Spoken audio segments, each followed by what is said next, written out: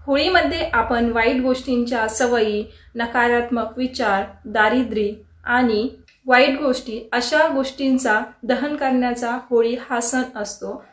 होळी हा सण त्याग करण्याचा दिवस म्हणूनही ओळखला जातो। तर होळी सणाच्या अगोदर आपल्याला आपल्यातील काही नकारात्मक विचार, नकारात्मक सवयी, वाईट संगती आणि घरातील दारिद्र्य बाहेर काढायचे आहे। तर त्यासाठी तुम्हाला होळीच्या अगोदर काही गोष्टी ह्या बाहेर काढायच्या आहे की त्यामुळे आपली घरातील दारिद्र्य बाहेर निघून जाईल। म्हणजेच होळीच्या अगोदर आपल्या घरातील नकारात्मक गोष्टींचा दहन होईल आणि एक होळीपासून नवीन सुरुवात होईल। तर त्यासाठी तुम्हाला आपल्या देवघरातील खंडित झालेल्या मूर्ती, फाटलेले देवाचे फोटो किंवा देवाच्या ज्या फोटोंची किंवा मूर्तींची तुम्ही दररोज पूजा करू शकत नाही, जे फोटो किंवा मूर्ती तुमच्या घरामध्ये डबल आहे ते आणि फाटलेले ग्रंथ, देवाचे पुस्तक वाहत्या पाण्यात त्या वस्तूंना वाहून द्या।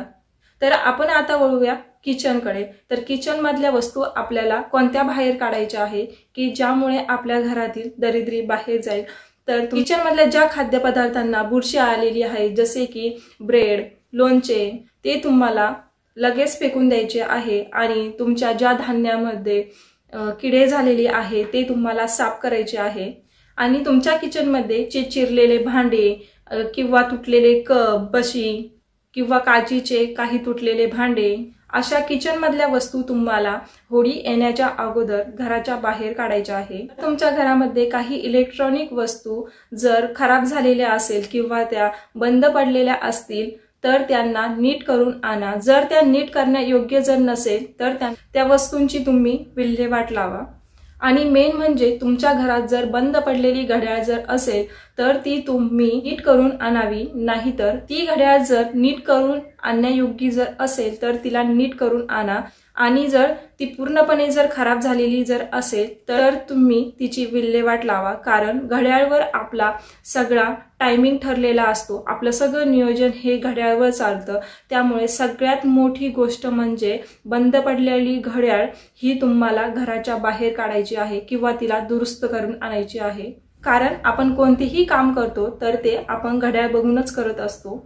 जर तुमच्या घरामध्ये खुर्ची, टेबल हे अशा वस्तू काही जर तुटलेल्या जर असतील त्याचीही तुम्हाला विल्हेवाट लावायची आहे। त्या वस्तूंनाही तुम्ही घरात ठेवू नका आणि लाकडी वस्तू जरी खराब झालेल्या असतील त्याही तुम्ही घरात ठेवू नका। म्हणजे सांगायचे जर झाले तर ज्या गोष्टी आपण वापरत नाही आणि भविष्यातही वापरणार नाही त्या वस्तूंची तुम्हाला विल्हेवाट लावायची आहे।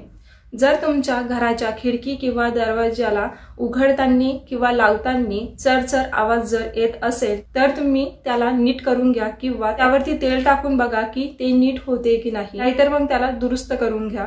आणि सर्वात महत्त्वाची गोष्ट म्हणजे तुम्हाला दरवाजासमोर बूट, चप्पल ही काढायची नाहीये। तुम्हाला ती घराच्या आउटसाइडला काढा किंवा स्टँडवरती ठेवा। जर तुम्ही काही चप्पल, बूट वापरत नसेल किंवा ते खराब झालेले असेल, तुटलेले असतील किंवा मग लहान मुलांचे चप्पल, बूट जर त्यांना छोटे झालेले असतील तर ते तुम्ही एकतर दुरुस्त करून आणा किंवा त्यांची विल्हेवाट लावा। होळीच्या अगोदर तुम्हाला ह्या सगळ्या वस्तूंची विल्हेवाट का लावायची आहे तर आपल्या घर जर निर्मळ, स्वच्छ जर असेल तरच आपल्या घरामध्ये लक्ष्मी नांदते आणि पॉझिटिव्ह एनर्जी आपल्या घरामध्ये राहते। त्यामुळे होळी येण्याच्या अगोदर तुम्हाला हे दोष बाहेर काढायचे आहे। आणि जर तुमच्या काही वाईट संगती जर असेल त्याही तुम्हाला होळीमध्ये दहन करायचे आहे आणि तुमच्यातील काही वाईट गोष्टींचाही तुम्हाला होळीमध्ये दहन करायचं आहे आणि होळीपासून एक नवीन सुरुवात करायची आहे। म्हणजे होळीपासून पॉझिटिव्ह एनर्जीने तुमची नव्याने सुरुवात होईल आणि होळीपासून तुम्हाला चांगले विचार, चांगल्या सवयी आणि सगळ्या कामांचे नियोजन करून अशा नव्या पद्धतीने तुम्हाला होळीपासून सुरुवात करा। तर हा आजचा माहितीचा व्हिडिओ तुम्हाला कसा वाटला कमेंट करून सांगा आणि जर माहिती युजफुल वाटली असेल तर व्हिडिओला लाईक, शेअर करा आणि असेच माहितीचे व्हिडिओ बघायचे असेल तर चॅनलला सबस्क्राइब करा, जेणेकरून अशा माहितीच्या व्हिडिओची नोटिफिकेशन तुम्हाला मिळत राहील। श्री स्वामी समर्थ।